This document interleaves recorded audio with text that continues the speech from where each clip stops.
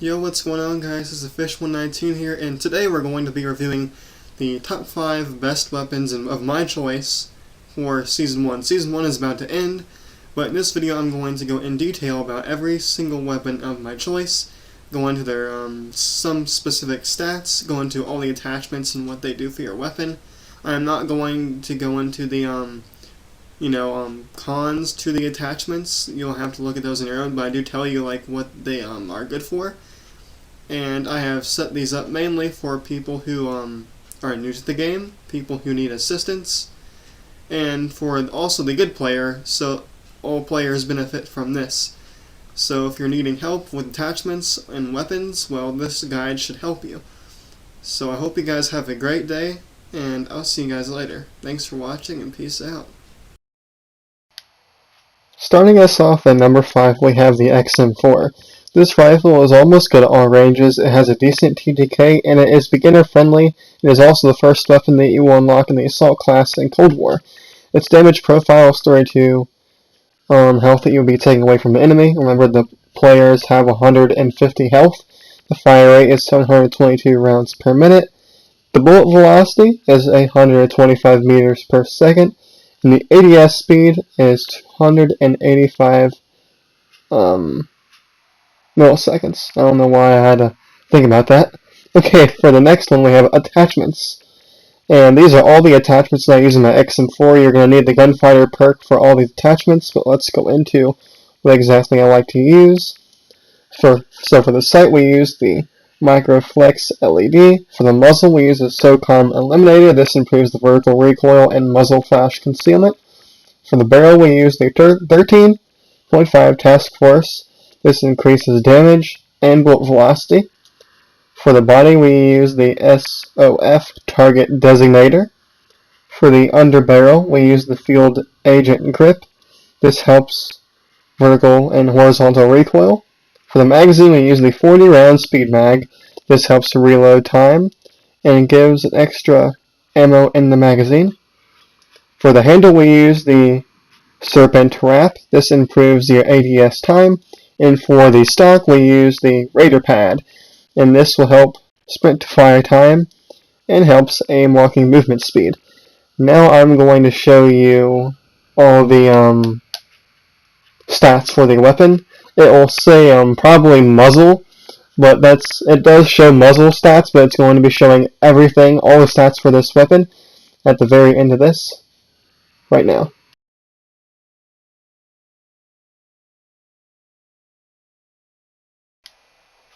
Now for our number 4 spot we have the Milano 821, aka the Uzi. And in this gameplay you are seeing the sweatiest match I think I've ever had. I was doing terrible in this match, I got absolutely spanked.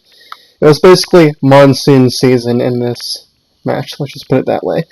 But for the Milano, it is mainly supposed to be used in short range and it has a very slow fire rate but high damage per shot. So I would say this is an intermediate weapon. Really good players can make a very good use of it because of the higher damage that it does have. But remember to be only using this really in only short range to medium range combat. Its damage profile is 42 hits. Not 42 hits, what's the word for it? 42 damage per shot, excuse me, I don't know why I had a hard time thinking of that. And the fire rate is 676 rounds per minute. The bullet velocity is 450 meters per second, not very good, that's why I said don't use it in long range.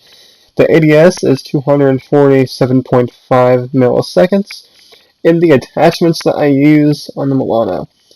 For our sight we use the Microflex LED, the same one we used on the XM4. For the barrel we use the 10.5 Ranger. This will increase your bullet velocity, which is definitely going to help if you are trying to fight someone at longer range. For the body we use the SWAT 5 milliwatt laser sight. This will improve your hipfire accuracy. For the magazine, we use the Vandal Speed Loader. This improves reload time and gives an extra magazine.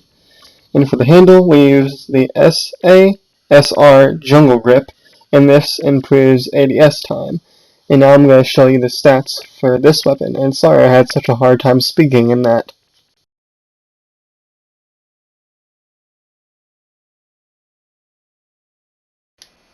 Now in the number third spot we have the Groza Assault Rifle. This is supposed to be mainly used in short to medium range, definitely not long range. And this is a little bit of a harder weapon to use, but it is better than the XM4 in a lot of ways, I think. I think newer players are going to have a little bit of a harder time using this. It took me a little while to get used to this weapon, so I don't really recommend newer players using this, but I could be wrong. Maybe some newer players would be really good with this. That could just be me and not really able to get along with it when I first started using it. But like I said, short to medium range, and this is also very good for rushing. It's kind of like a little SMG, but not really. But let's get into the main points of this weapon. Damage per shot has 34, so it is slightly more than the XM4 has. It also has a fire rate of 750 rounds per minute. Its bullet velocity is 112.5 meters per second. The ADS speed is 199.5 milliseconds, and that's some pretty good stuff right there. Now, with the attachment side of things, we have the Microflex LED for our sight. That's basically been our sight for almost all the weapons. Really prefer to use that because it has very clear visibility when you're looking at an enemy. Then for our muzzle, we use the KGB Eliminator, and this helps vertical recoil, and muzzle flash concealment. For the barrel, we use a 16.2 GRU composite. This helps you with damage at range and increases bullet velocity. Now for the underbarrel, we use the Spetsnaz grip. This helps for the vertical recoil control. I'm really having a hard time speaking today. And for our handle, we use the Serpent grip, and this will help your ADS speed. Now I'm going to show you the stats for this weapon.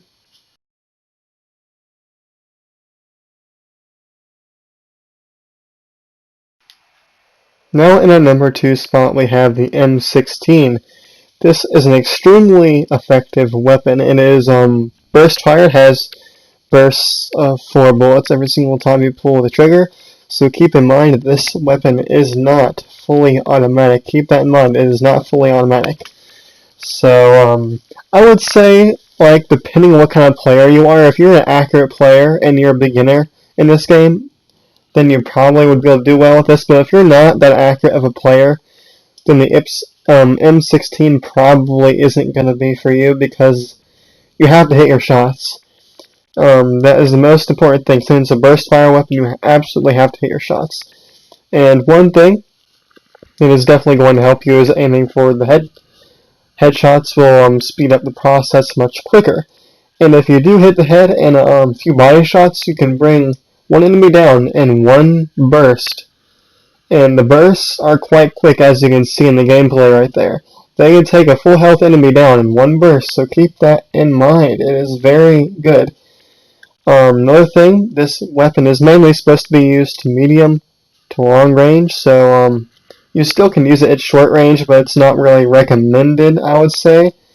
So the damage per shot is 50, the best out of all the weapons we talked about. So you are doing a lot of damage every single time you hit somebody, which you need to keep in mind. The fire rate is slow. It's 389 shots that you can get out in a minute, but it makes it up with the damage, so you don't really need to worry about that all very much.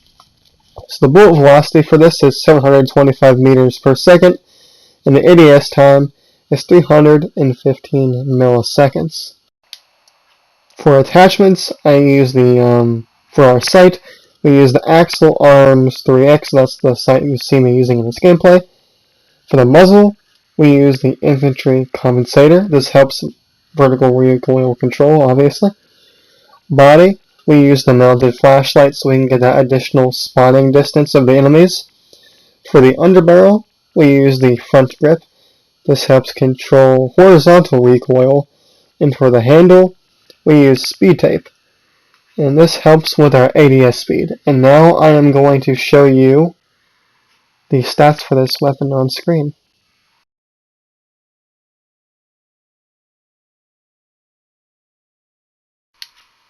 Lastly, we have the MP5. This is a very good weapon. I would say this can be used by almost any player, and it is an excellent close range weapon. It has very fast fire rate, so this should be able to help you take enemies out pretty quickly. It is very good at flanking and taking out enemies with, and yeah, it's pretty good. Most players, really good players, are going to be using this. Even lower skilled players probably are going to be using this too. So for the damage, it has 32 per shot. It is not very good, but the fire rate makes up for it because it does fire pretty quickly. So the fire rate for it is 857 rounds per minute. The bullet velocity is 450 meters per second. Not very good because it's an SMG, but it's an SMG, what do you expect? And for the ADS speed, we have 338 milliseconds. So now we're going to go to our attachments for the MP5. So for the muzzle, we have the SOCOM Eliminator. This helps vertical recoil and the muzzle flash concealment. So for our barrel, we have the 9.5 reinforced heavy. This helps damage at range and bullet velocity.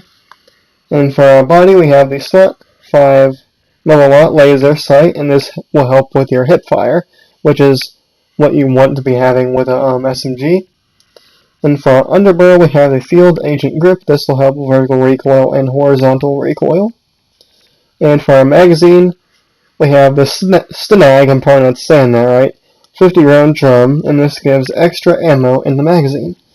I hope you guys did enjoy this video, and if you did, please let me know if you just want to see individual weapon guides, and testing out tons of different attachments for these weapons for you guys, and let me know what your list is in Cold War of your weapons. And yeah, I hope you guys really enjoyed this little episode of Cold War, and next season, when we have all our brand new weapons, I will update the list probably.